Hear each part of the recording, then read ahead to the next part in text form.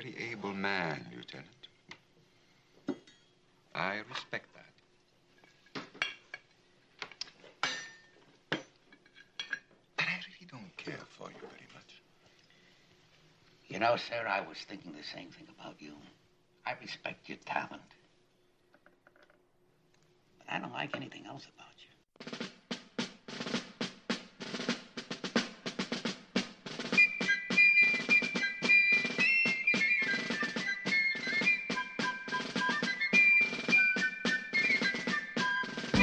Greetings, Columbo fans. This is not Steve.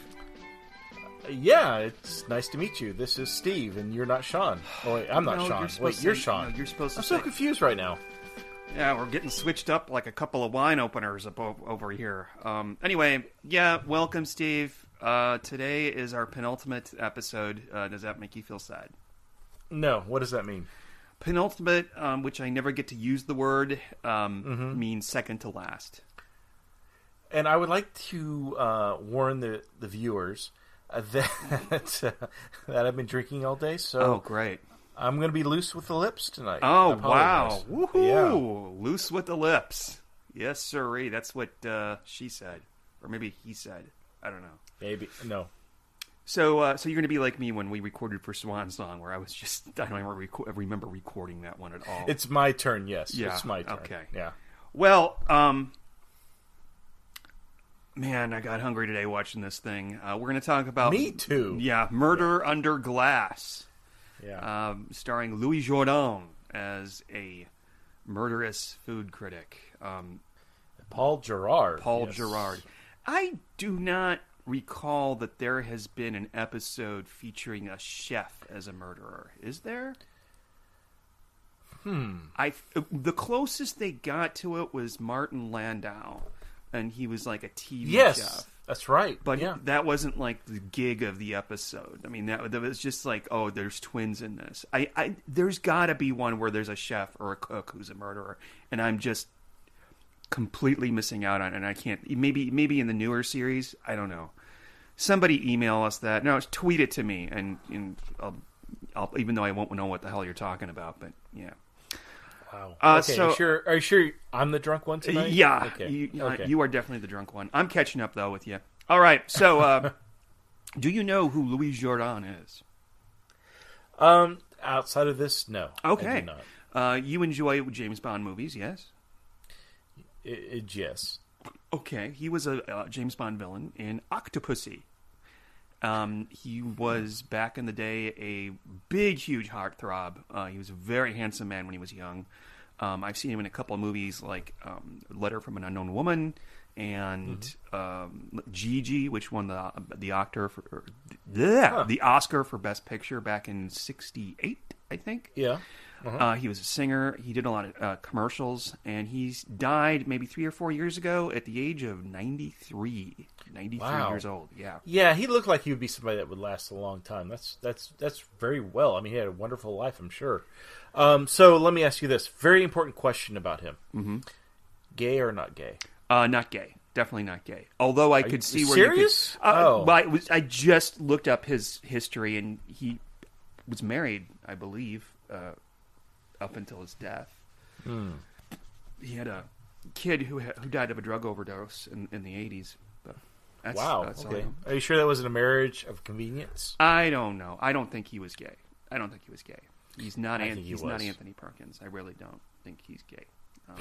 Okay, but let's see. Well, you have a better radar for those things than I do. So yeah. I will concede to you, sir. Okay, very good.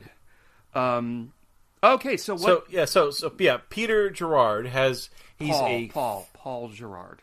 What did I say? Gerald? No, you said Peter Gerard. Oh, geez. It's okay. Paul. Yeah, here we go. Sorry, famous ladies and Paul Gerard. The famous Paul Gerard. Yes. So he's a food critic. He's got a TV show, a radio show.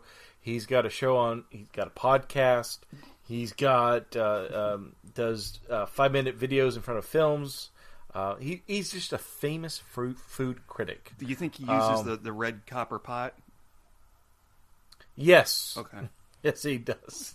So I just want to say, the first thing I have no freaking idea when I why this popped into my mind, but for those of you who don't realize this, we're recording in mid-March right now, and the nation has coronavirus fever. No, don't talk about that because people are escaping from that. Okay, all right. I just want to say they want to escape from reality. So they want to hear two idiots talk about Columbo. The movie opens with an Italian, a Chinese lady, and a Frenchman eating dinner together, and those are literally the three countries that were put under lockdown first. I'm like, and then Sean. No. Why did I make that connection? I don't know. But they're talking about, what's his name? Vittorio, the Italian. The guy from Godfather Part 2 that slits his wrists at the end. Yeah. He's like, I'm getting out tonight. Yeah, so the episode starts with Paul Gerard. He's on this TV program. He's talking about eating live shrimp because, you do. Chinese people eat weird things like that, I guess. Not trying to be racist. That's just notorious. I remember a friend of mine who's Chinese told me that like Chinese people eat the craziest shit ever. So live shrimp, as you eat it with gusto. What did he call it? The dance of the flesh. Yeah, something that is disturbing. It was so disturbing that it even freaked out the Chinese lady that was watching it. He doesn't have his limits by good taste. Yeah, so there's three people who are watching his program, which we find out is a broadcast. So it's Vito, Rosini, Miss Chow, and Max. I know Columbo pronounces Max's last name differently than I want to, but I want to say Max Duval. Mm-hmm. He calls it Max Duval. Really? I guess because of, I don't know, I just want to use Duval. It's Duval because there's a street here in Austin called Duval. So yeah, sure. Let's just call it that. That actor who plays Max Duval, he was in The Thing. He played the doctor. He sure did. Yeah. He was when he's doing the what do you call those things? The electric things to the rejumpers, and the guy's stomach opens up and his feet get in. So Vito's restaurant was Italian. Miss Chow was French, I think. No, Chinese. And then Duval's place was French. You just said Miss Chow was French. It's Chinese. That's racist. Okay, all right. So anyway, Paul Gerard's secretary, by the way, is... I didn't write her name down, but it's Cher Denise. Who is it? She looks familiar. I think I should know that person. Yeah, so for the two of you listening to this that don't know that, that's Cher Denise, Peter Falk's wife. Not her... Well, no, at this point, no, she's not his wife. Later... I think she is his wife by now. Because, at this point? Yeah. Yeah? Yeah. Because they first hooked up on the Fade into Murder episode where she played the one guy's secretary. And then by this time, they were married. And I'm going to go out on a limb and I'm going to say, I think she's pretty damn good in this. There, I said it. She's not in it enough. I mean, she didn't do a horrible job, but okay, yeah, right. Yeah. Cher Denise, it's kind of like you have when we think of like religion, like with Christianity, you have Christ and the Antichrist. I kind of think of Cher Denise as the Antichrist of Columbo. Is that wrong? Yeah, and Peter Falk is the Christ of Columbo. Yes, of course. Okay, yeah, all right. He's beautiful and immaculate, and yes. And he walks on water, and he can turn water into wine before he walks on it. Okay. But yeah, so Cher Denise is playing Paul Gerard's assistant, Eve. Is her name? Eve Plummer. That's right. Eve Plummer. Yeah. And yeah. This one doesn't show you. It's a little bit off the Columbo format because it doesn't show you exactly what's going on in the beginning, and because he talks to Eve about she's like, well, why do I have to go to the bank and pretend to be Irene de Milo? That's never it's explained eventually, but we don't know exactly what she's talking about. So Paul Gerard is going to go have dinner with Vito or Vittorio in the kitchen of his restaurant, which I think is just called Vittorio's. And he invites himself, of course. Yeah. Or no. Vittorio invited him because he was going to back out of the deal. Well, no, I disagree. So Vito basically sent him a letter saying, F you. I don't need your services anymore, and go suck a blowfish. And then Paul Gerard invited himself over for dinner Because he intended to kill him. Right. And so the scene before he goes over to the restaurant, you see him filleting a blowfish. So fugu. You ever have fugu by the chance? Never been anywhere that's served it. Would you ever have fugu? I don't think I'd ever have it. I don't think so. Maybe if I was in Japan at a restaurant that had been serving it for years and years by someone who knew exactly what they were doing. But I'd talk about that a little bit more later. But yeah, it doesn't taste like tuna apparently. So, but yeah. So Paul Gerard gets he's one of the few people that knows where to buy tiger blowfish in Los Angeles. And so he obviously purposely takes the poison out and puts it into a syringe, and then transplants that into a cartridge. Which at this point we don't know. We don't know about the cartridge. Yeah. But he goes to meet Vittorio for dinner at his Ristorante Italiano. Mr. Famous Paul Gerard, and we're introduced to a couple more people. Chef Albert, who I would love to go shirt shopping I like with. Albert. Yeah. Albert, he's got nice silk shirts. Very oversized. And a nice leather jacket. Yes, I know. I noticed that too. Actually, if I saw this guy in real life, I'd be terrified of him. I'd be like, he's going to put it down. but he's going to eat me. Yeah, I know it. It's cool because when Gerard first gets there and he's tasting something, shallots, white pepper, very good. And Chef Albert does that typical chef, like the okay sign. He's like a bitter old Italian, and then we're also introduced to Mario. Oh yeah, Mario is Vittorio's nephew who doesn't speak a word of English. Played by Anthony Alda, not Anthony. And he's related to Alden Alda, by the way. Yes, he is. Anthony Alda, yes. Wait, Alan Alda, that's right. Oh my God, this whole time I'm thinking his name is Anthony. Yeah, they're cousins. But Anthony is no longer with us. So he's kind of like the good-looking cousin of Alden Alda.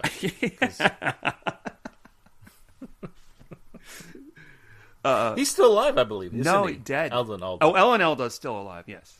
Mario's dead. He died. I looked him up. He did. He did a movie with Scott Bakula that he wrote and directed. He was on what? He was on a. Wow, I didn't know that at all. He was on a soap opera. I think it was Days of Our Lives. That may be wrong on that for a couple years.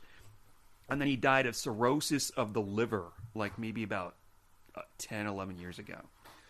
So presumably, perfect. So our future. Okay. Exactly. Yeah. So, very handsome man, by the way. Saw a picture of him on Wikipedia. I guess. Whatever. So, anyways, Albert's the chef. Vito is no longer interested in using Paul Gerard's influence in the restaurant business. He's done with them. He wants to. He's tired of paying. I forgot how much money was 10 grand. I think it was 22.5% or something. That's a lot of money. That's a lot. So and Paul Gerard knows that this is not going to be a good meal together. So that's why Paul's brought the poison with him. He's going to sneak it into the wine for the meal. We don't know how. But the thing is that he gets it. He gets there. They have a dinner. Gerard doesn't finish the dinner. He says, "Okay, fine. We're farewell, dear friend," and leaves. And then Vittorio starts opening up drawers and yelling in Italian, and then he drops dead. Another point. I just don't understand a benefit of the captioning, closed captioning, subtitles, if you will. I really wish, a benefit should be, okay, it's in Italian, you don't understand it, but if you turn it on, you'll actually understand what they're speaking in Spanish or Italian or French, whatever language. Are you serious? So if I turn the subtitles on the DVD, it says what they're saying in Italian?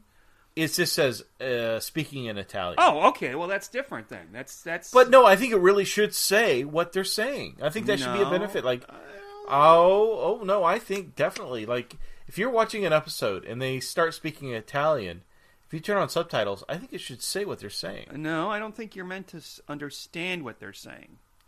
Oh, I disagree. I think that you're not meant to. Yes, I agree. But if you turn on the subtitles, I think it would be kind of an added bonus to understand the conversation that's going on. I think if they did that with DVDs, I'm going to go back to The Thing. If you watch The Thing and I think it was Danish, if that was translated in the beginning, the whole movie would be ruined because if you know... Well, if you're watching the film on DVD, you're a fan. You're not watching in a movie theater like going, oh my God, what's going on? You bought the film because you want to know more about it. You got the special features. Okay. You've got the behind the scenes. You got the commentaries. Why not when you put subtitles on, you understand what's being said, even in foreign languages? I guess. Well, whatever. I don't agree, but we'll just agree to disagree on that. So, anyways, yeah. So Paul Gerard says, "Let's have." He's enjoying his meal. We should have wine with this. So that's right. He's the one that suggests the wine. Yeah. Vito sends Mario down to the cellar, which, by the way, I think looks very similar to Adrian Carsini's cellar. Did you notice that? It's the same. It looks so. It's the same to me. Might be the same. I don't know. I think it is the same. But anyway. Yeah, a little overlit. A little different placement, but I think it is the same prop room. Or whatever. I don't think so. So, So, Steve's getting Mario does not... He brings up a bottle of wine.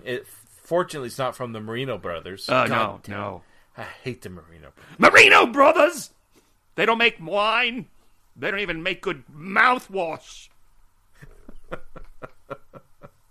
Did you see that video I sent over to you where Peter Falk is talking on the Tonight Show with Johnny Carson? Oh, and he's talking about that episode? Yeah, I've seen all that shit before. I mean, sitting up great. late looking at YouTube ghost videos and Peter Falk videos. And ghost videos? Yeah, I love Are there any with Peter Falk as the ghost in no, the ghost there videos? There are no Peter Falk ghosts. Okay. I would watch that. Oh, yeah. Okay, so... So, yeah, Mario fetches the bottle of wine. By the time he comes back up from the cellar into the kitchen, Paul Gerard and Vito are at odds. They leave, and Mario escorts Paul Gerard out of the restaurant. And like any good Italian, Vito opens the wine after a good argument and decides to drink it down. Mm-hmm. And then opens and... I went over this already, but opens and shuts some drawers, and then drops down dead. After dramatically bringing a bunch of glass down. Very dramatically, yes.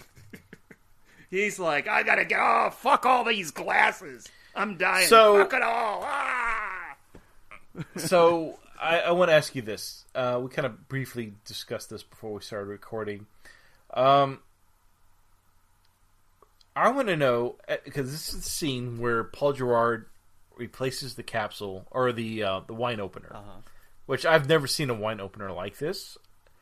Talking to you before, they do make these things. I've just not very prominent in today's society. No, I don't. Today's world. I've never seen one in real life. I just looked it up, and they do have them on Amazon though for like $20. Yeah. In this post coronavirus world of ours, we don't see these very often, but people don't want to hear about that. Coronavirus.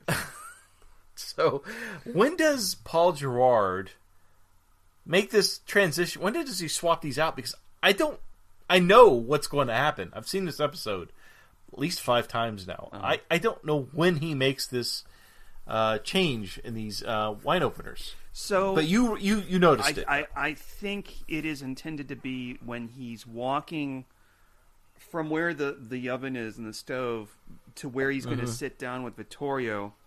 he passes this. There's a tray with all kinds of utensils on it, including the wine opener, that Chef Albert later puts next to the table. Now, I think that he did it as he was passing by, but they don't show it. But his hand hovers over the the wine opener for just a moment, and it would have been like a nice Easter egg for us to be able to actually see him do that, like out of the corner of our eye, kind of like the invitation from the Excellent Story playback, like. But when we don't see that, but I'm led to believe that that's when he did it.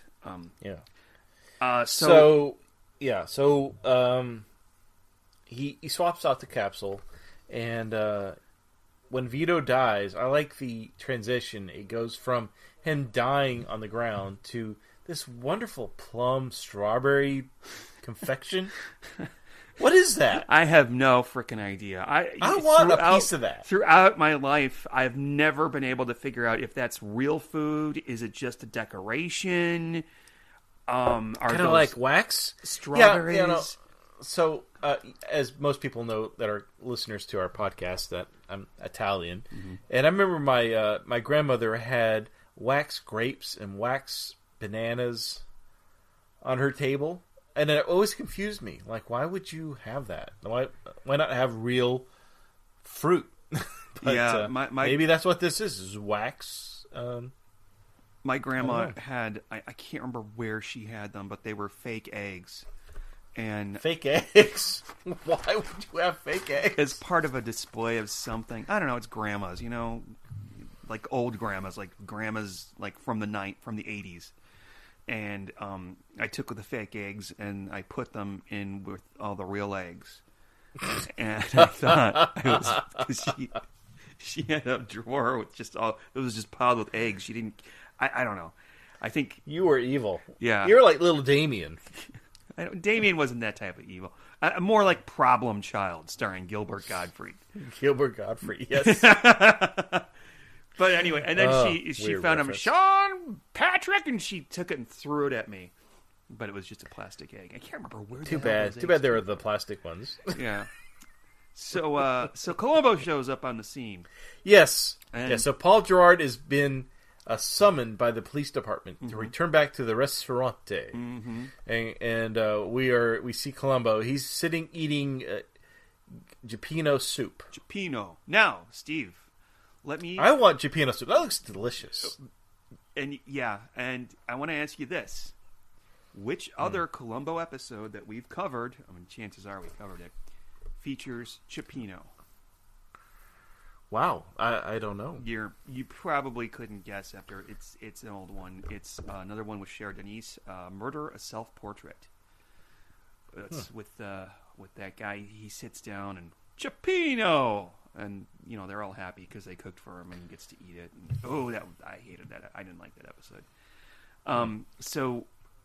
Would you eat jalapeno soup if you could? Oh, yeah. I mean, with the mussels and the... Looks delicious. Looks delicious. And the one thing I will say about this episode, it will make you hungry. Oh, my God, yes. Sort of. There are some things that I would not put in my mouth that I saw on the screen. No, this is... Yeah, I would be... This was obviously Peter Falk's favorite episode. Because he's enjoying everything. Well, the fun thing about it is that almost every single scene is involving food. There's even a scene in a bank where they're eating coffee cake while discussing, Yeah, we're getting there. Well, no, I'm just bringing it up as an example of the point that they managed to sneak food into every single episode. Every single scene. Single scene. Yeah. I'm sorry, I'm starting to get drunk as well. I'm drunk and I'm the sober one. That's great. Okay. So he starts asking him questions, and he finds out that Gerard came straight to the restaurant after being called by the police. He had to pick up a flight at the airport at 8:55. His flight came in, and then they go into the kitchen where Mario and Columbo, speaking Italian, dramatically reread. This would be, again, a scene where the subtitles, if they would list out, and it wouldn't be hard, if I spoke Italian, that would be great, but I don't. I really want to know what's being said, and I think the subtitles could really kind of, I don't know, expanded upon that. But boy, do they get dramatic. Come! Basta! Yeah. And like, oh, Calm me! Everybody relax. I know there's been a murder. Yeah, but poor my Mario. goodness. Mario's like lost his uncle, and apparently it's his only connection to his family in America, and yeah. But if poor, you know poor what? Mario. Along with the loss of his uncle, I think Mario, from this point on, throughout the rest of the episode, loses the ability to blink. If you watch carefully, I don't think he blinks again in this episode. Huh? Watch him that. at the funeral scene. He just staring, not blinking. Because he doesn't know what anybody's saying. They could be saying, "We're all going to feast on Vito's flesh right now, Mamma mia!" And so he'd be like, "Oh, I don't know what the fuck's going on." And there's people in Italy we've lost with that. Well, they're all... Never mind. I was about to do another coronavirus joke, but never mind. We also find out from this meeting that Paul Gerard is not very popular with the restaurants around San Francisco. Not San Francisco, L.A. Sorry, not from L.A., so Yeah, it's okay. We get a mix up. Yeah. So we even have Albert, who's giving.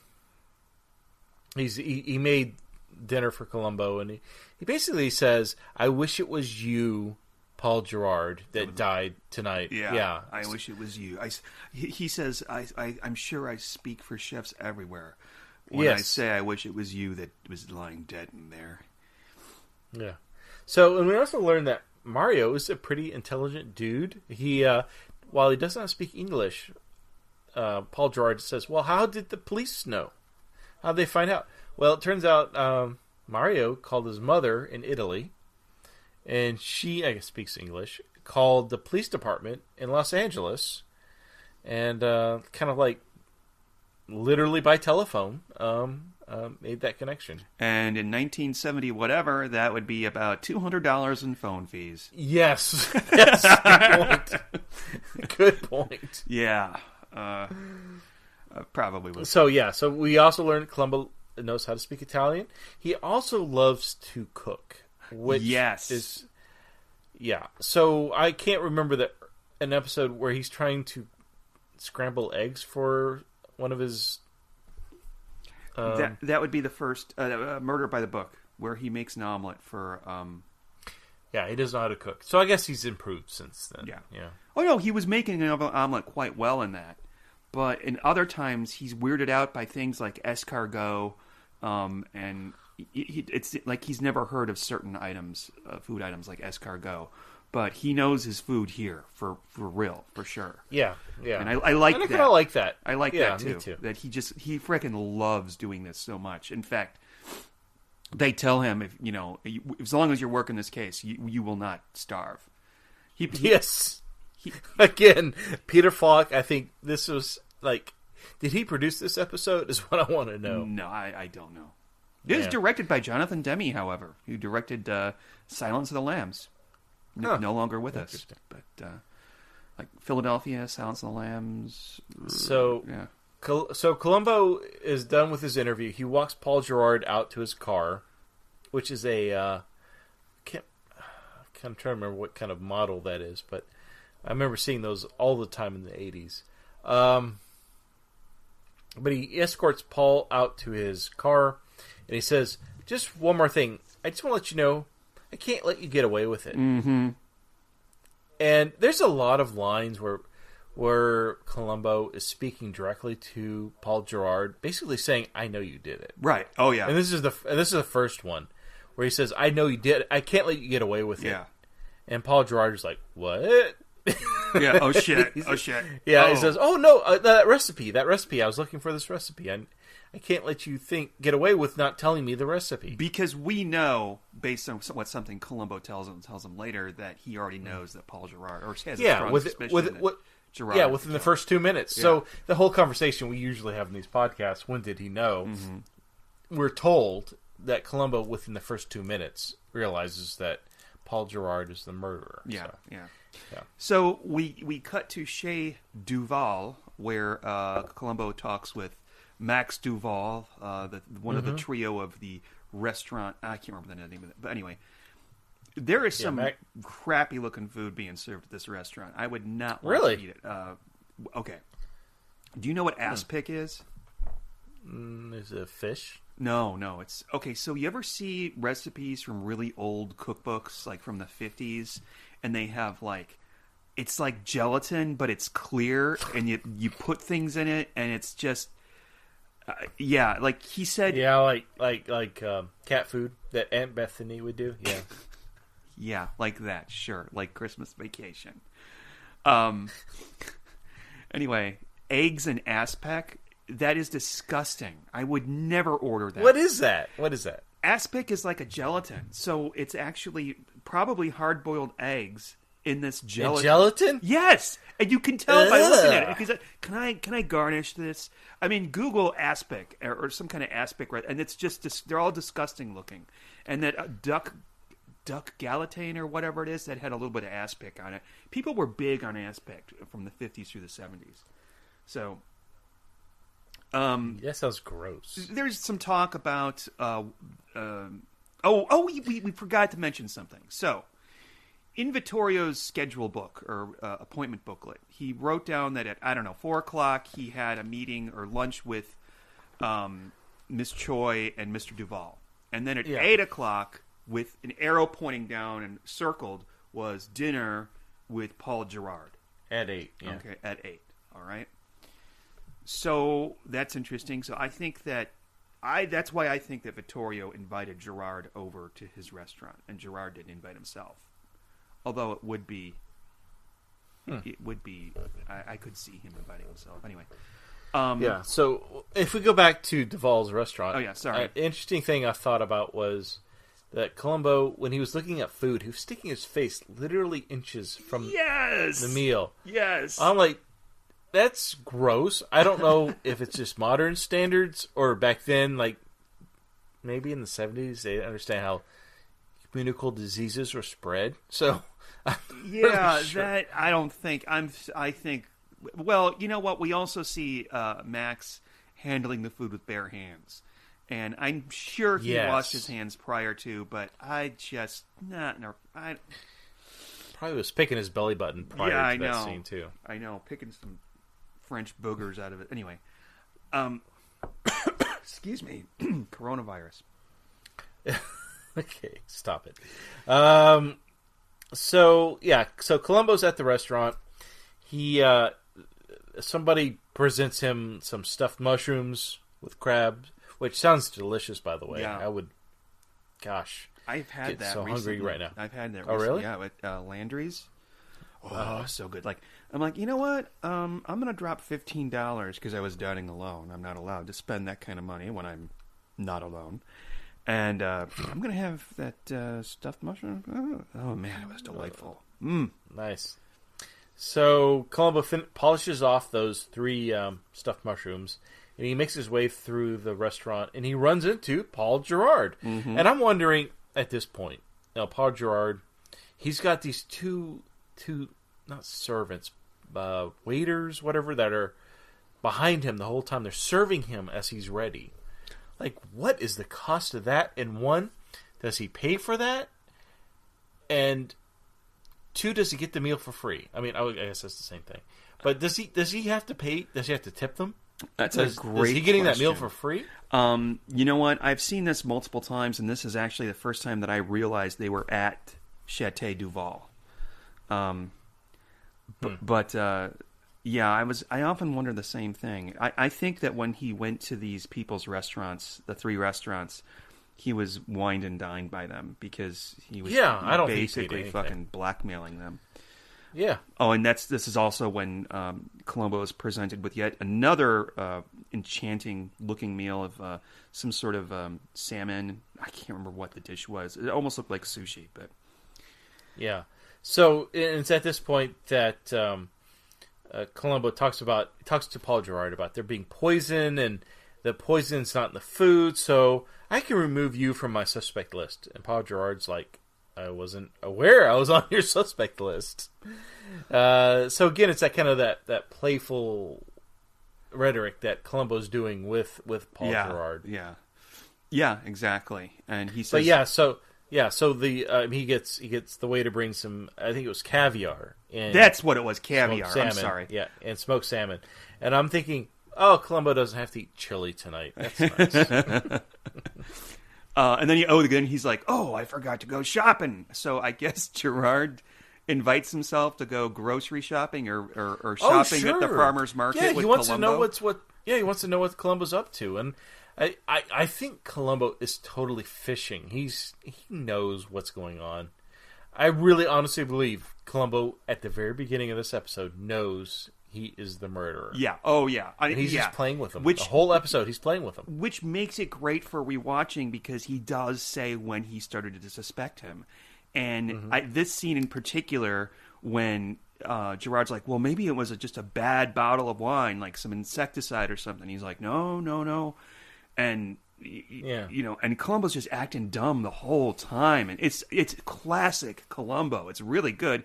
And if you look closely, well, you don't have to look closely. Mike Lally is in the episode as the grocery clerk holding the bag of corn and shit. That's Mike Lally? No, I didn't know that. That's him. Oh my god, That's I didn't him. recognize him at all. Yeah. So Columbo and Paul Gerard go to the local farmer's market. Only thing I can think of call it. That's what I explained this already. You don't remember because you've been drinking. I've been drinking. Yeah. And but Columbo asks Paul Gerard. He says, "Well, I have this crazy theory. Maybe Vito wanted to kill you." Oh yeah. And Paul Gerard's like, "Oh yes, I see. Yes, that's a very good point. Yeah. Maybe he was trying to kill me." And then Columbo switches on him and says, "Well, maybe then you can explain it to me."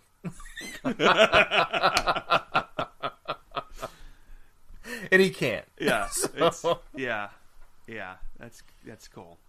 But he says, so Columbo his first question, or his main question is, how did the poison get into the bottle of wine? Because that's where the poison was found. And he's like, I'll post it on my shaving mirror, and I'll think about it every day.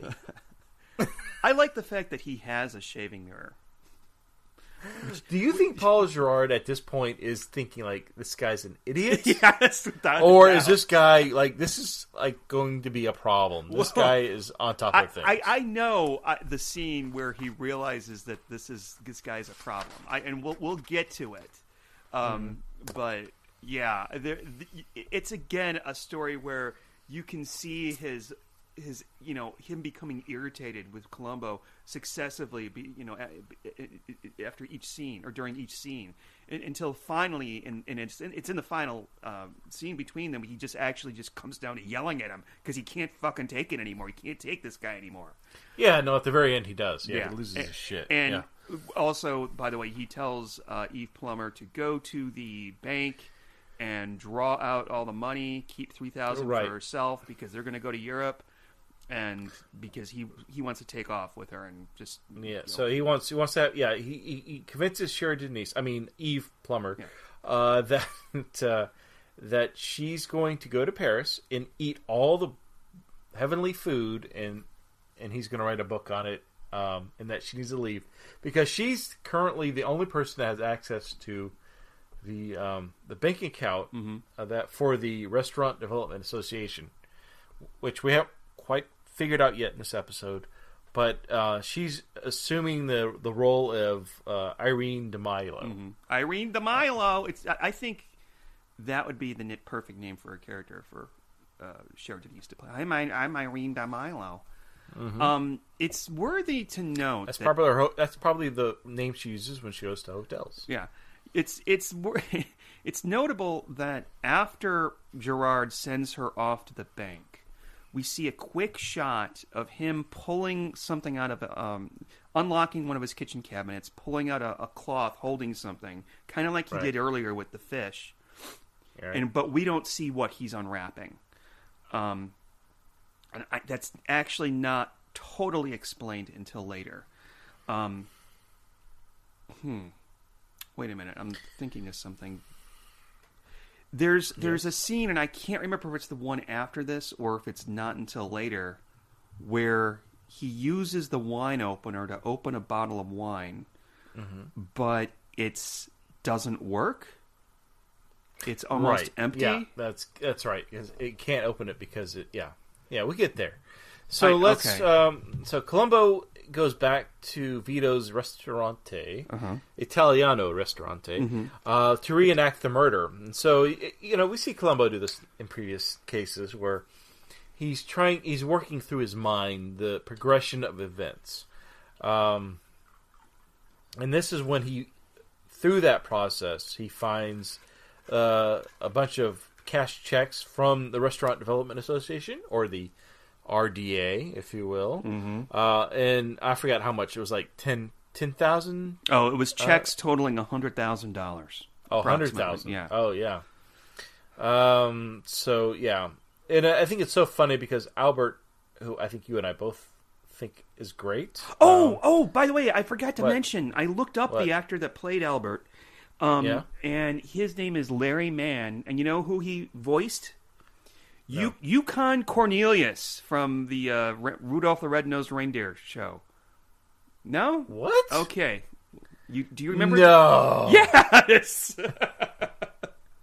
That guy's got some range. Yeah. Yukon Cornelius, who's basically... Yeah, sort of the this- lumberjack, Yeah. I love that. It was the only other With thing... a red beard and, yeah. It was the only other thing that I recognized that he was in, besides this. Okay, yeah. So, but no, Albert is very sarcastic, which makes me love him more. Yes. There's a scene where Columbo's going through that reenactment process, and he picks up the wine opener, and he says, "Tell me how this works." And he hands it to Albert. And okay, I love this. So, because I know you love clues, and the program wanted to let you know this was a clue. Oh, definitely. So Albert says, "Another clue," and then the camera zooms in And we on yes. the wine opener. It's like, I guess this is something we should be paying attention to.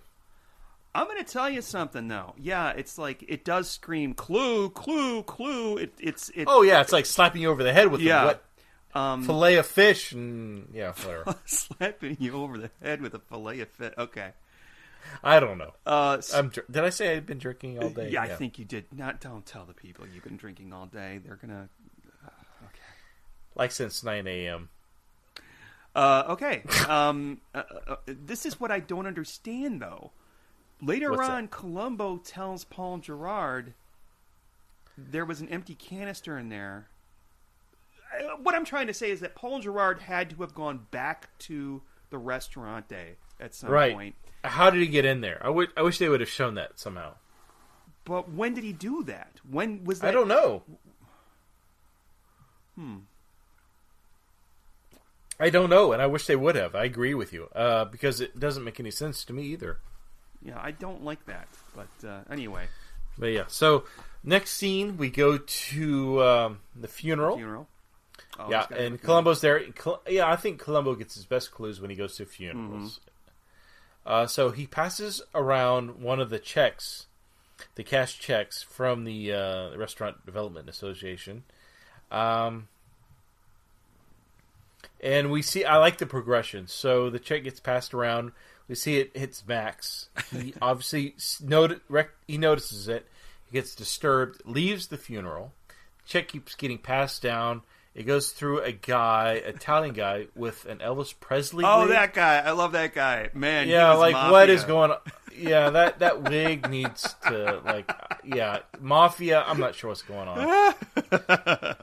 Yeah, It's so weird. It sticks out, ladies and gentlemen. If you watch this again after listening to us talk, please take note of the guy in line at the funeral with the Elvis Presley wig. He is a very, very good fellas. In fact, there's like 2 or 3 guys standing next to him that look a little bit like they may be part of the business, if you know what I mean.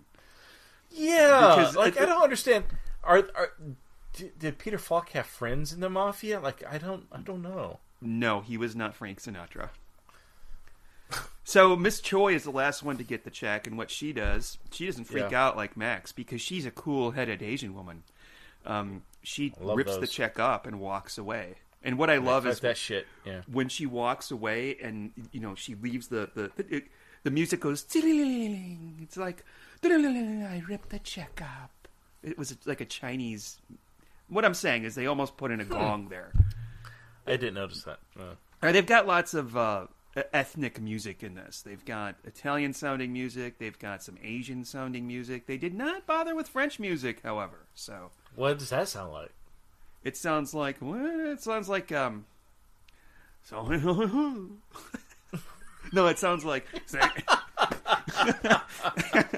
Goof. Did you ever? Okay. Wait. This is off topic, but people like when I do this. Apparently, or the people that still listen to this shit anyway. Do you ever see that Catherine Tate skit where she? Yes. And she's got to be an interpreter, and she just says to all these people, like she goes to the Japanese lady, and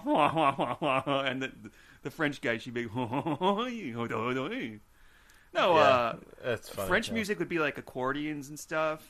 I don't know. No, in Britain they could get away with that. Over here, no.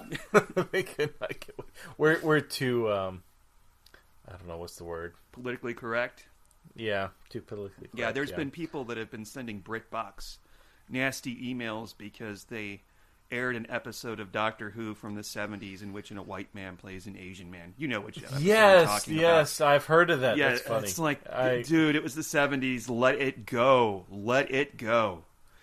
Yeah, and let's get back to Columbo. Did you know that Song of the South is not available here on DVD, but you can get it on DVD in all other countries?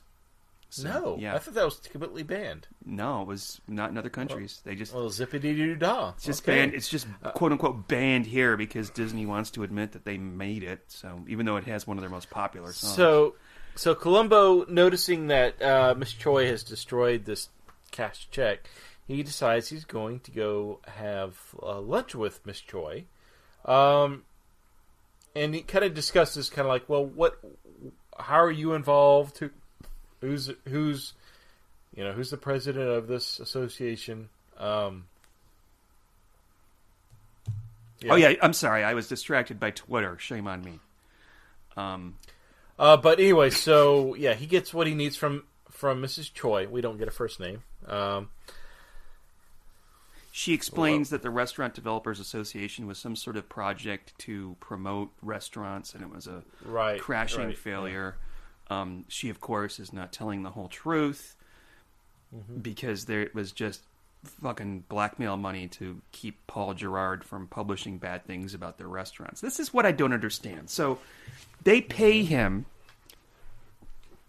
to they pay him to write a good review of their restaurant, so they get good business. They pay him. Well, he writes a good review, and I think he talks about their restaurant in his programs, and like, oh well, if you're looking for a fantastic lasagna, then go to Vito's. He's got the best in town. I don't know.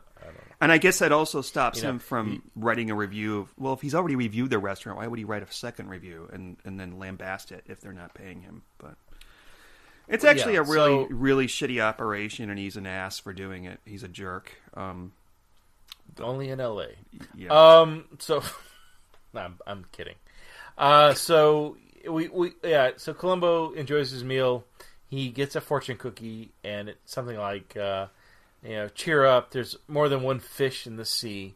So another little on-the-nose tip, clue, I don't know what you want to call it, that's referencing the murder weapon, the fish, the blowfish. So yeah. And so then we get to the Japanese scene. Okay, and by that I mean the scene with the geishas. Playing geishas, and Mako. How do you say it? Geisha? Geisha. Geishas. Is geisha? Geisha? Yeah. Uh-huh. And the gentleman that Mr. Gerard picked up at the airport on the night of the murder, played by an actor, named Mako, who was in lots of stuff. Do you recognize him from something in particular? I recognize him as Splinter, Master Splinter from Teenage Mutant Ninja Turtles. Really? I didn't know that. Shit. Okay. I think. Oh my gosh. I don't know. Okay. What was he in? I did recognize him. He played, I think, a wizard in Conan the Barbarian. Mm-hmm. A movie which I have yet to... I've never seen any of the Conan the Barbarian. You never saw... Oh my gosh. Never. I Wow. don't know why. And you're gay and you haven't seen these films? Oh my god. And I think his last movie that I saw him in, oddly enough, was Memoirs of a Geisha, which is a movie that came out years ago, Really? directed by Steven Spielberg. And I remember seeing him, Of course. and I was like, "Hey, it's that guy from Columbo. He's so old now. He's since died, but Oh, he's deceased? yeah, he died a Oh. while ago. Yeah, Well, he's a great actor. I think he's a very good character actor. But yeah, so he's there. Paul Gerard. It's it's whoever trained him how to serve Fugu. Yeah. So he's obviously got Paul Gerard has a great respect for him, and he wants to serve him a traditional Japanese meal before he goes on his American tour. can I ask you? Which, Go. yeah. I'm sorry. I'll let you finish. Well, no, grits and what else? What else did Shara Denise say? Hot dogs and grits. Hot dogs, yeah. And she's like, "Have you ever had grits?" No, don't. I've never had grits either. I'm ashamed I to say. don't think I've ever had. I think I may have had grits. It was not good. Okay. But I could be wrong. Well, I've got this question for you. Let's pretend that you go to Japan, okay, and you are a famous chef, okay, here in America. All right. Sure. Uh-huh. And you go to Japan, and your first night there, they have Is this that big pizza and hamburgers? Yeah. yeah, they make this big huge feast for you, and it's barbecue and like hot dogs or something like that. I'd be like, "Fuck that! I want to have. I'm I not wanna here have, for that. Yeah, I get that at home, and it's also Japanese people making it. I don't know if you're going to make it right or not. I think Paul Gerard made the Japanese food right, but I'm like, fuck that! Give me Japanese food. I want sashimi and fugu and whatever. Well, then I'm sure that blowfish wasn't fresh, so it probably doesn't taste that well. yeah, I would not have even gone there. I'd be like, here, let me give you a sample of what is good here in America. Yeah, I agree with you. It does make sense. Yeah, but anyway, so the doorbell rings during this visit. Huh? The doorbell rings during this. Yeah, the doorbell rings. It's Columbo, and Paul Gerard tells Shara Denise, "We're not calling her Eve, are we? We're calling her Shara." You just call her Shara Denise. Yeah.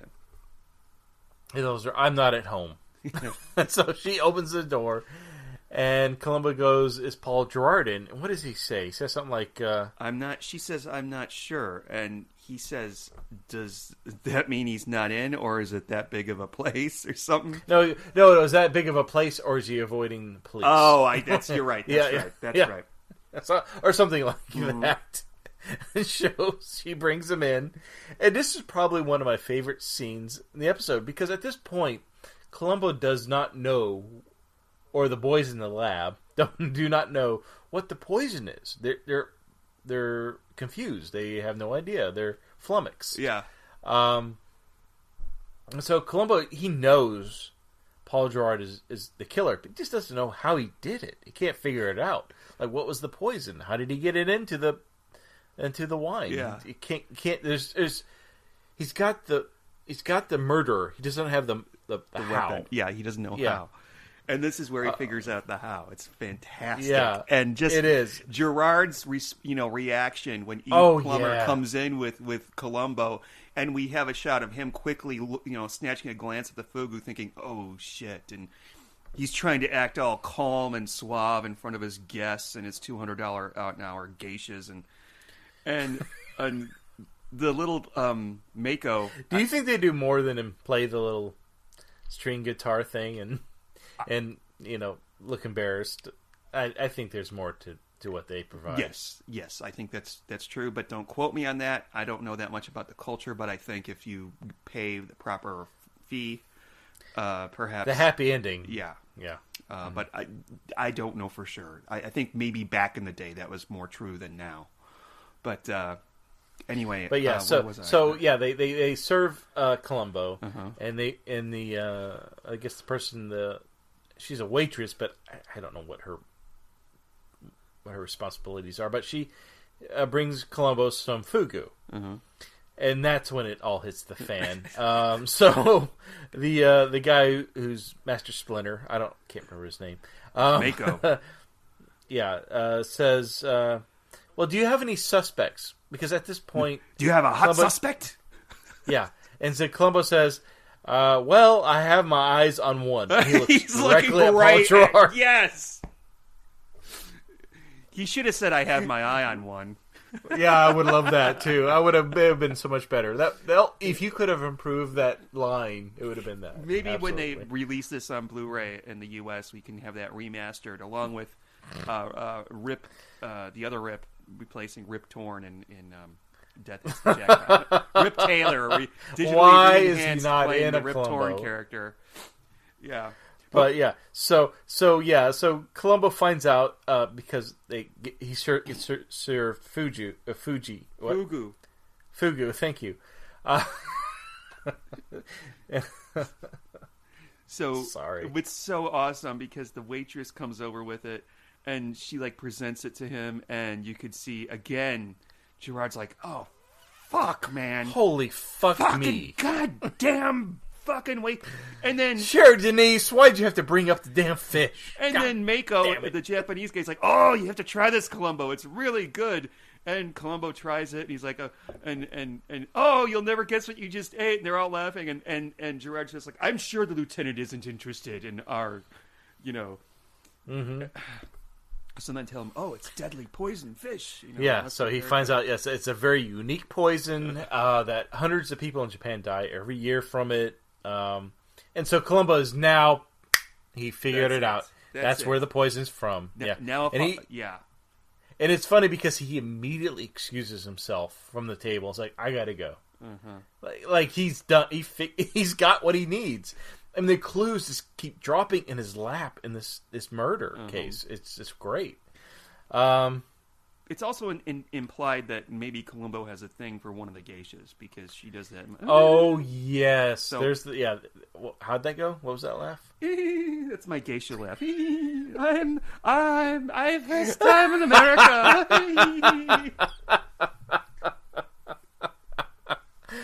Oh, that's great. Since I have an Yeah, Asian so part- there's a lot of scenes back and forth where Columbo makes eye contact with the geisha to his left, and she kind of like she looks down into her chin goes down, and she covers her face with a fan, and she like flutters her eyes. And Columbo's obviously. So, is it okay to do that if I have an Asian partner? But we fucking make fun of that shit all the time. Anyway, yeah. So, but she may be a. No, stop. What did you just say? I said I guess I can make jokes like that because I have an Asian partner and we make jokes like that all the time. Like, I did not know that about you two. That's great. Yeah, okay. yeah. I just wanted to hear that clearly. you should. There's worse stuff than that, but she may be a beautiful geisha, but she's not a belly dancer. Columbo would have just tent poled right then and there. Columbo likes exotic women. Yeah, and larger women too, as we heard from another episode. I like a lady who's that's not important right now. So Columbo goes to Columbo goes to the Pacific Coastal Bank where he has coffee cake. Mm-hmm. And he finds out more about the Restaurant Development Association account. He actually fumbles onto it by accident. And that's where he learns about Irene DeMilo, who's the account owner. Mm-hmm.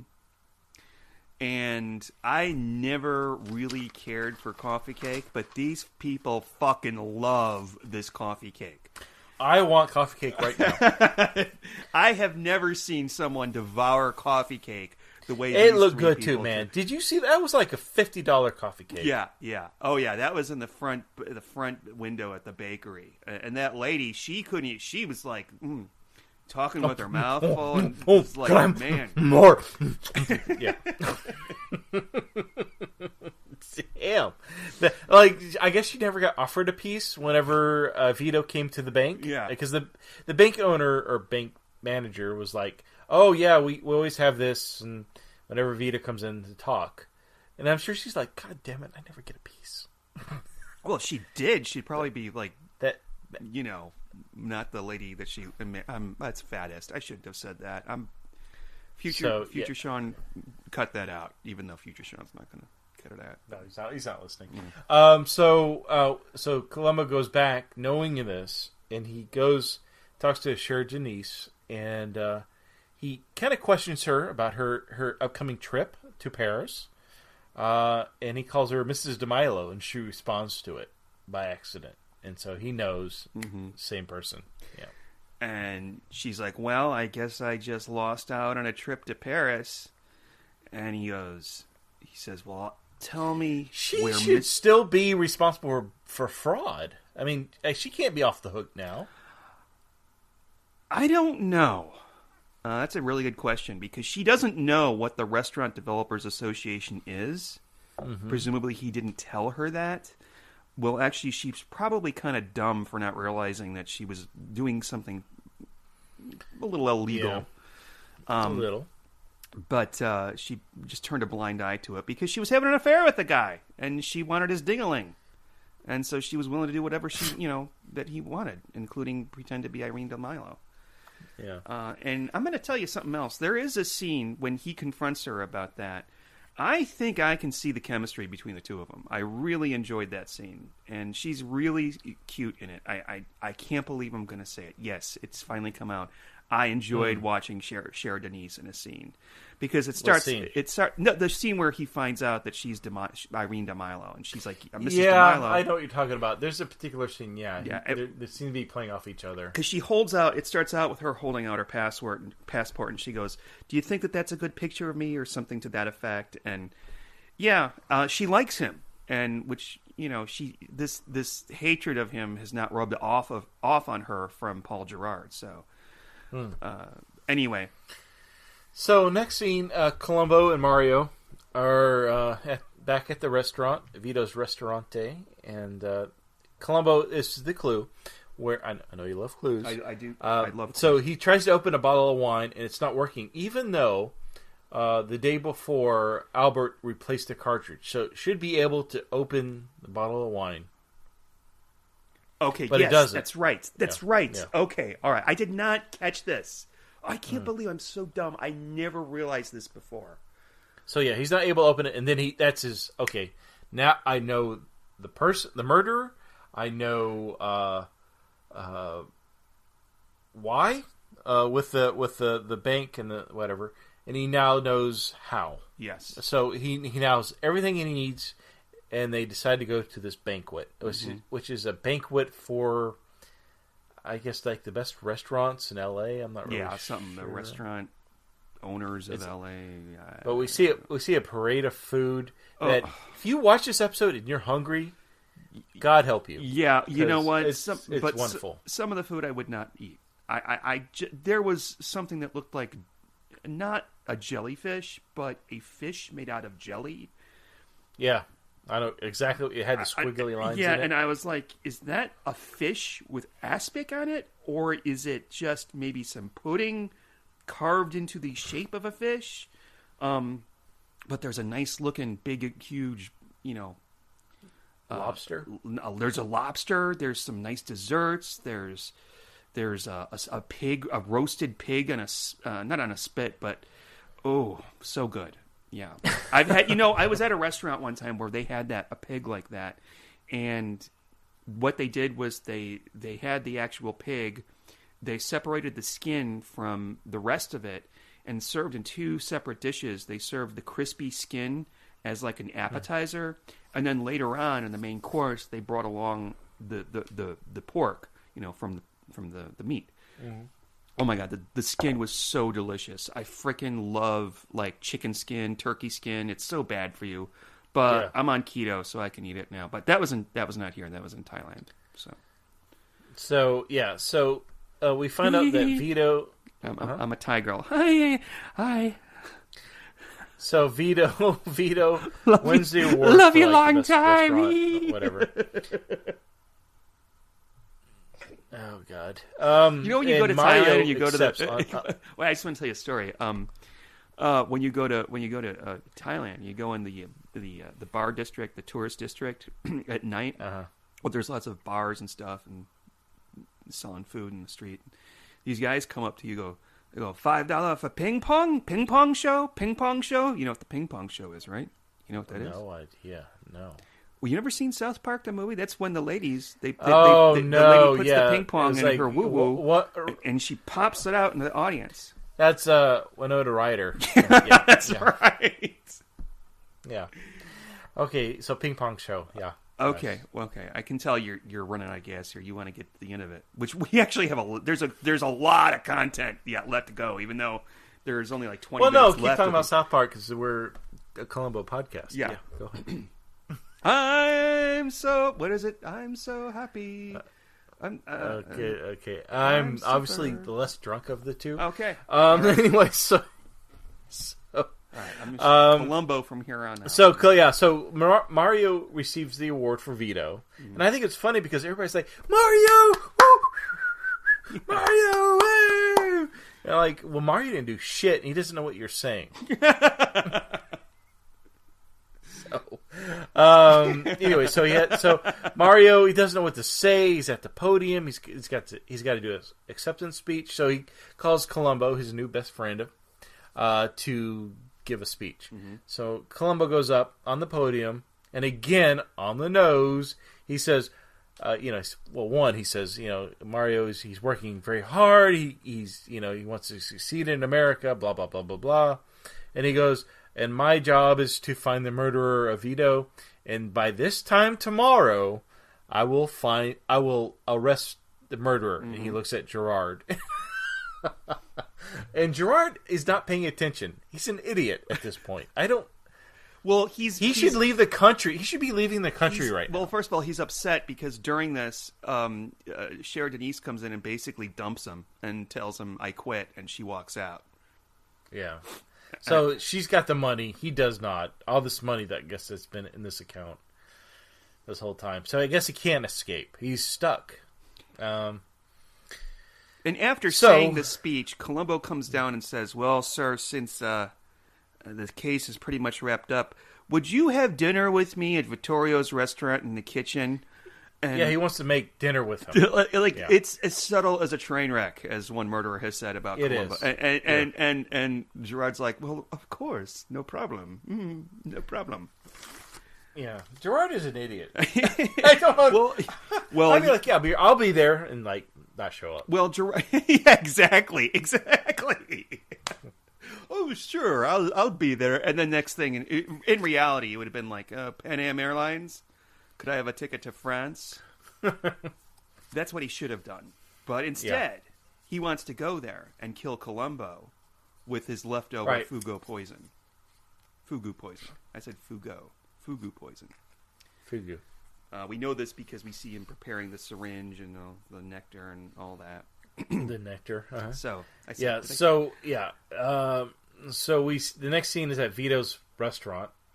We speak of him as if he's still alive, but he's not. He's dead. Mm-hmm. So this whole time the restaurant's been closed. Columbo's in there. He's making a special recipe, his old pop's recipe, which apparently his father would make whenever his mother was in the hospital, which, as Columbo would say, about once a year. Mm-hmm. That was about once because she was because she's pregnant. She was pregnant once a year. Yeah. So scallopini, which I have made. Yeah.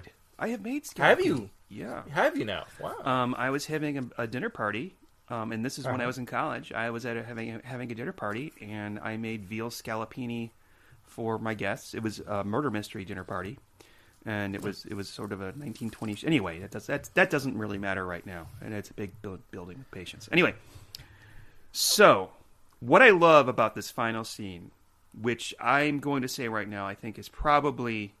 Last week I said that the ending of Playback was one of the best gotcha scenes ever. This doesn't really have a gotcha moment where it's like, oh shit, I knew it all along. But the interaction between Columbo and Gerard in this final scene is probably one of the best Columbo murderer scenes in the entire series. Because Columbo basically lays everything out for him. He explains the motive, and he's explaining this to Gerard in the third person. He's like, well, the murderer was an influential writer who could have could have helped their careers or hindered their careers. And Gerard's just like, okay, containing himself and all that, and except for, he says to Columbo at one point, but there's no proof, and also you haven't told me, and he yells at this point, how the poison got into the bottle. Yeah. But go That's ahead. the whole thing that's keeping him, I guess, innocent at this point. Yeah. But there was one mistake that he made. What's that?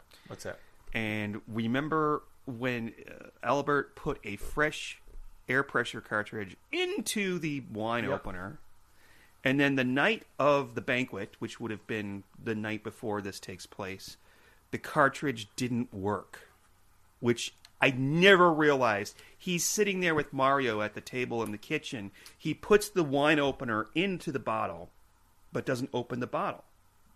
And then he says, "Who's been here?" No one's been here. And I swear, I don't know if I've never paid that much attention until I did it for this podcast, but it never occurred to me that right there was a clue that the wine opener didn't work. So, he's like, that means somebody came in and switched the wine openers at some point. Well, we should say this also, that Paul Gerard had opened another bottle of wine with the cartridge with the Fugu poisoning. And so he's trying to get Columbo to drink his glass of wine. Because Paul Gerard's also trying to figure out does anybody else know about your theory? No? Oh, perfect. Because once you drink up Columbo, drink that glass of wine. Yeah. What was he planning to do once Columbo died? I mean, I don't know. That would be a very well. I guess Paul Gerard could say he never was there and maybe leave the country. I don't know. I think he would just fuck off and fly to, France, like I said, and then. So yeah, he's hoping that Columbo will drink the poison. He's the last person to know of the facts, because this whole time, Columbo and Paul Gerard are having a frank discussion. Like, Columbo's like, "I know you did it, and this is how I found you out." And Paul Gerard's like, "This is he's like, yes, I did it." And how what gave you what gave me away? They're having this very frank discussion, and it's very enjoyable to watch. Oh yeah, I would say. But he's thinking that Columbo's going to drink that glass of wine, and he's going to die. And there goes, he can be completely honest with Columbo, but knowing that he's going to be dead in seconds. Yeah, absolutely. Yeah, it's great. It's really fun. And there's even a scene that I don't know if we needed it, but where he picks up the wine opener, and for a moment it looks like he's going to stab Columbo with it, but instead he's just using it to open a bottle of wine. Because that's not. I don't think that's in. I think Gerard would do it via food. That would be that. I don't think he's an outright murderer. Like I think his delivery would be, poisoning the food in some way. Yeah, he's an evil asshole murderer, but he's hands off. Even though people always say, "Oh, poison, it's a woman's weapon," that's stupid. I'm sure there's just as many. I've never heard of that. Really? Yeah, throughout history, there have been many female poisoners. So, okay. Interesting. So this basically concludes with they sit down to eat Columbo's scallopini. And it looks horrible, by the way. I don't know if you noticed this. So the veal looks absolutely disgusting. It looks like overcooked liver. Yes, it does. Actually, you're right. But it's probably really good. I don't know. And the amount of time that he cooks it, by the way, is the actual amount of time that it would take to cook that dish. Because although it's not raw meat per se, it's just very thinly sliced. You don't need to cook it in the oil and the butter that long. So Columbo drinks the wine. They're sitting there. They're about to eat. Columbo drinks the wine, and Gerard kind of has a shit-eating look on his face, like. Yes, I love this because he thinks, Columbo's going to drop dead any second. Yes. Yeah. And then he goes to drink his wine, and Columbo says, "Oh wait, they say, you don't have any proof though, do you, Columbo?" And nope, no proof. Drinks his wine. Then Gerard goes to drink his wine, and he goes, "Oh, I wouldn't, sir. That's the poison glass. I switched the glasses when you weren't looking." And I never noticed that when that happened, by the way. Yeah, that was a cheat. But that's what we call proof. And this is when you're used to like him saying like, curses or whatever, and then roll credits. Instead, Curses. Gerard says, "How did you first know it was me?" And Columbo says, 2 minutes after I'd met you. When you were notified that Vittorio died of poisoning, instead of running to a doctor or the ER, you did what the police said and came and met me at the Right, you didn't get your stomach pumped. yeah. You met me at the restaurant, and that's the damnedest bit of civic responsibility I've ever seen. And then, of course, it ends with Gerard eats the scallopini. He's like, Columbo, you should have been a chef. And that's the end. A very good episode. I haven't given my review yet, but I think we're going to be on the same page with this one. Yeah. So I enjoyed that completely. So should we go ahead and review this or commercial? Let's go to a commercial break, and we'll be back. After these messages, we'll be right back. Americans have a peculiar image of the Frenchman, wearing expensive clothes, surrounded by beautiful women, and sipping champagne. Not true, although I must admit I do enjoy my champagne. Thank you. It's J. Roger champagne. It's deliciously crisp, dry, and yet romantically subtle. It fits my simple lifestyle. J. Roger, perfect for a quiet night at home. J. Roger champagne, one of life's simple pleasures. And we're back. All right. Steve. So you keep track of this stuff, so I don't have to. So how much are we rating this on it? So this number, I'm not even going to ask you to guess because it's not really in the episode. Well, it is in the episode, but it's not an actual number that's said. So you're not going to get this. So I'm going to rate this 1 out of 16. And what I did was I counted every meal that Columbo got for free. So let me go over this just for fun. So the first meal that Columbo received for free was the Gepino when he went to Victoria's. at the very beginning. Yeah, Victor's. What? Yeah, Vittorio's. Keep going. Yep. If you've got 16 of those to go through, we got. Yeah, I gotta go. It's gonna be bad. So the stuffed mushrooms with crab meat at Duval's. Then he also, that's 2. So he received also the caviar and smoked salmon at Duval's, which is 3. Then he received the scallops that Albert made him when he was doing the reenactment. Oh yeah, that's 4. Then he received the tea lunch at Mrs. Choi. He also had Fugu at Paul Gerard's in that one dinner. He had coffee cake at the Pacific Coastal Bank. And then, this is where the numbering gets a little crazy. So, at the banquet, there was a lot of meals that were presented to Columbo, and he enjoyed all of them. So I counted each time a plate was shown in front of the camera, which was 8. So add 8 to that. And then finally we have the veal with Paul Gerard. That doesn't count because that's Columbo's own meal. I don't know. So that gives a total of 16. Okay. So 16 free meals Columbo got fatter by. What would you rate that? 1 out of 16. Who goes first? I think you went first last time, so I will begin if you want me to. Yeah, sure. So, I gotta say, I enjoyed this film. I enjoyed this episode quite a bit. I did find it odd that Peter Falk tended to chew the scenery. He hammed it up quite a bit in his scenes. Like he would look into the sky and throw his arms out and phonicate, I guess, a line or whatever. But I found like Peter Falk was really kind of again chewing the scenery with this episode.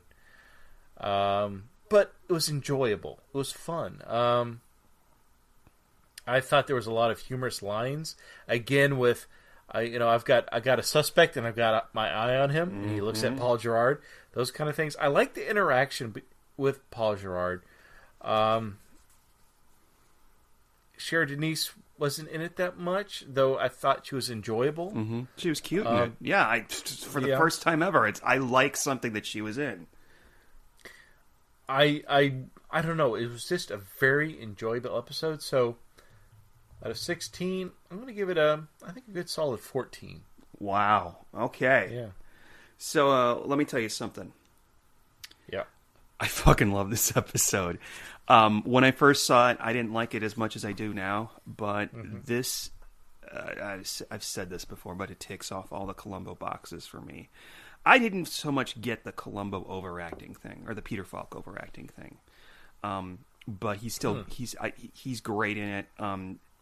And Louis Jourdan as the murderer is absolutely fucking dead on perfect.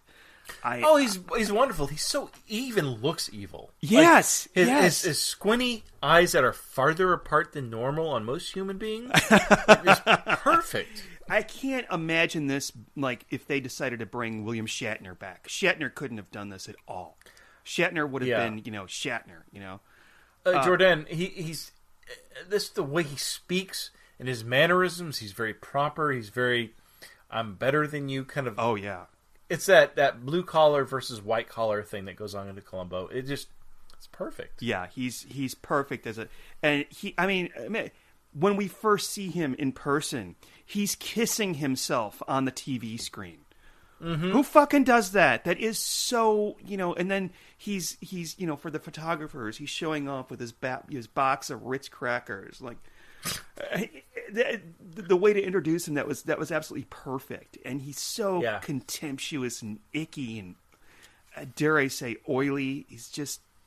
he's in love with himself. Oh, he loves himself, and he has no respect for anybody else. And I said earlier, do you think he's gay? I don't think he's gay. I think he's in love with himself. He doesn't.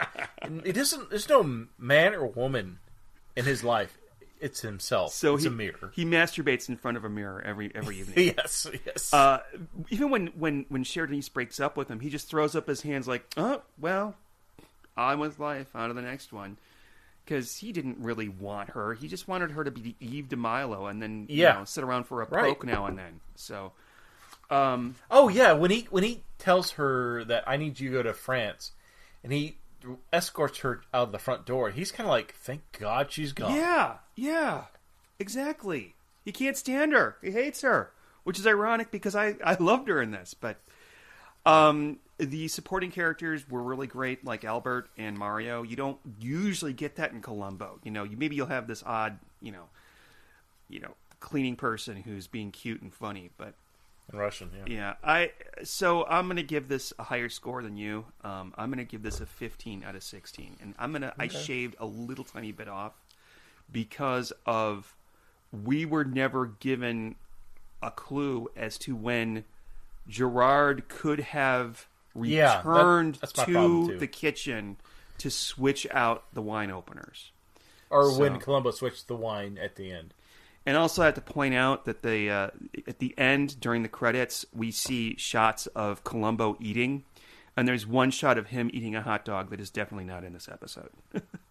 I didn't watch it all the way. I didn't watch the credits all the way through. That's funny. Yeah. And you know what? And I'm not complaining about this, but they did something in this that they did usually only in the 90s episodes, where they incorporated the This Old Man tune into the soundtrack when they're serving dinner. That was I hated that. Thing. I hated that. Yeah, I don't like that either. I think they should have, been a little bit more imaginative. So.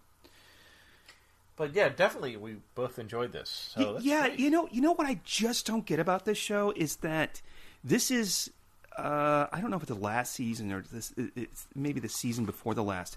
There are really good episodes near the end of the show's tenure in the 70s. Yeah, season 6 and 7. I agree. I was looking at them because I'm preparing for upcoming episodes, and a lot of them are in the final 2 seasons. Yeah, and I'm not going to say it. Anyway, all right, so we have... Is it time to spin the Wiggin wheel of something or another? Or well, Steve... Turn the Wheel of Fortune of Vanna White's...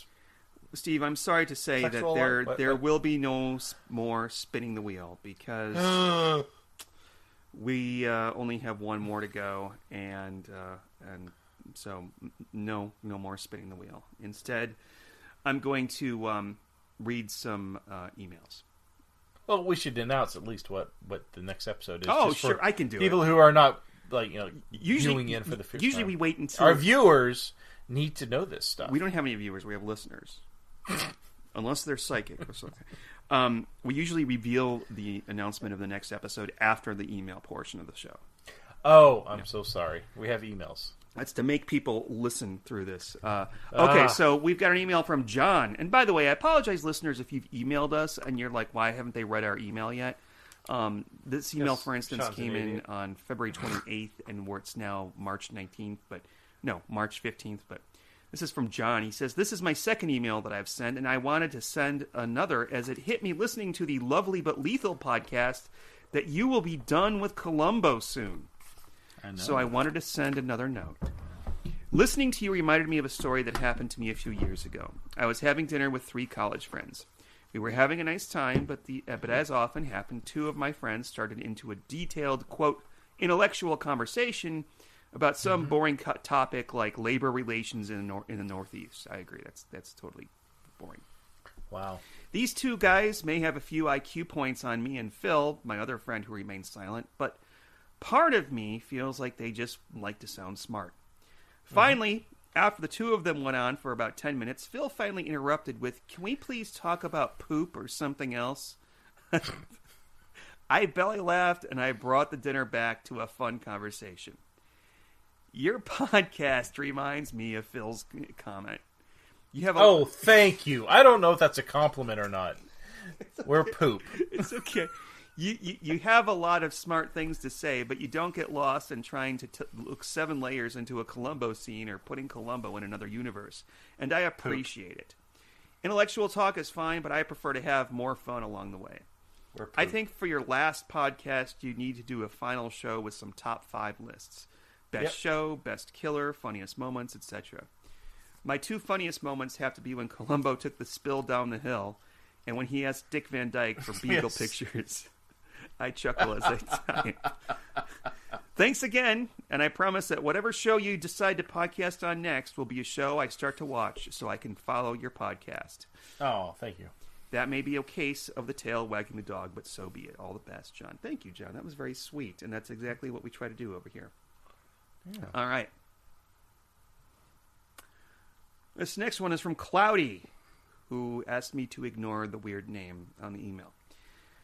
Hey, Sean and Steve. But you just didn't. But Yeah. Okay. Hey, Sean and Steve. Just wanted to thank you for so many seasons of enjoyment. I'm not certain how this is even possible probability-wise, but my 4 favorite episodes are the only ones you have remaining. So really, I can't wait for the final season. I'm not certain you can read this on the air, but my favorite way to listen is to put on the episode in question, get high as a kite, and listen to you guys at the same time. All right, will you do that? I wish I could do that. I wish I could do that. I would love to do that. I need, they got to make that shit legal over here in Texas. Anyway, recently, I did exactly that with Lady in Waiting, and I laughed like an absolute clown at the I didn't realize I was this big of an asshole shocked look on the victim's face that you guys pointed out when he was shot. I think that was you that said that. When she shoots him, and then he's doubled over and he looks up at her, I'm like, whoops, I'm an asshole. I had it coming. Can't wait to see what else you guys have coming, and thank you for providing endless entertainment on a show I've always been too young to enjoy on air, and such have no one to talk about with. Oh, thank you. Signed EB. So this is from Edward Bennett. Okay. Sorry, I don't know. This next one's from Ed. He says, on Twitter, I replied to one of your tweets about How to Dial a Murder. Watch Porky's and then watch How to Dial a Murder. Maybe his death wasn't as gruesome. I'd like to fill you in on what I was referring to. Actually, I remember this tweet, and I was like, okay. In Porky's, Kim Cattrall was a teacher at a high school with the nickname of Lassie. A new teacher wondered why she had the nickname. You know what this is, don't you? I haven't thought about that movie in a very long time, and the thing about Lassie, that is... okay, go on. Okay. I mean, it's something I haven't thought about in years. Years and years. So a teacher wondered why she had that nickname. He was told to take her to the school laundry. Lassie, like Laurel and Hardy, had a trigger. Not a word, though, but an odor. The smell of dirty uniforms drove her wild. In such a state of excitement and carnal activities, she would howl like a dog. More like a wolf, but close enough. If you don't know what Rosebud meant in Citizen Kane, Google Marion Davies Rosebud. I think it's lady parts. That movie, I'm just going to say, not that we had ever discussed the film Porky's ever for anything. Just, yeah, what a great film. It's got so many great scenes. Like, why do they call you meat? Or the whole shower scene and sticking your pee-pee through the... I've never seen this. This is a show... You've never seen Porky's? No, I had a friend who had it on VHS, and sometimes he'd be like, oh, check this out. I think there was some nudity in it. Mm-hmm. But that is a movie that I think maybe lost to time, but... I'm trying to remember the name of the female coach that grabbed Meat's dong through the shower, but okay, never mind. Go on. Okay. So this is from Bill. Mm-hmm. He says, Beth Chadwick is possibly psychic. That's the heading on the subject line. Hi, Steve and Sean. While watching Lady in Waiting...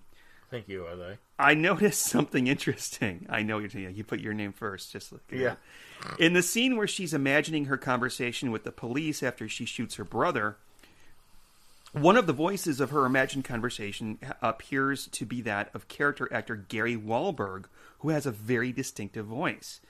The odd thing is that he plays one of the actual detectives who shows up to investigate the shooting, so either she's psychic or she has one incredible imagination.